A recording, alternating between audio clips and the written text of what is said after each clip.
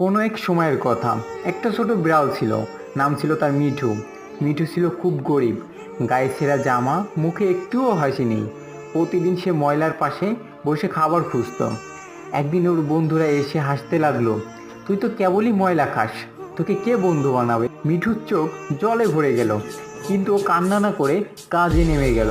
ও ময়লা থেকে প্লাস্টিক কুড়িয়ে বিক্রি করতে শুরু করলো। দিনরাত পরিশ্রম করলো, কাজ নিল, পত্রিকা বিলি করলো, বাসন মাজলো। সময়ের সঙ্গে সঙ্গে মিঠু টাকা জমাতে শুরু করলো এবং একসময় এসে হয়ে উঠলো সফল উদ্যোক্তা। বন্ধুরা তখন এসে বলল, মিঠু, তুই তো আমাদের অনুপ্রেরণা। তখন মিঠু হেসে বলল, আমার গল্প যদি তোমার মন ছুঁয়ে যায় তাহলে একটা লাইক, কমেন্ট, শেয়ার এবং সাবস্ক্রাইব করো, যাতে তোমার বন্ধুরা এটা দেখে তাদের জীবন বদলাতে পারে। মিঠুর গল্প শেষ না, কারণ এই শুরু অনেকের পথ চলা।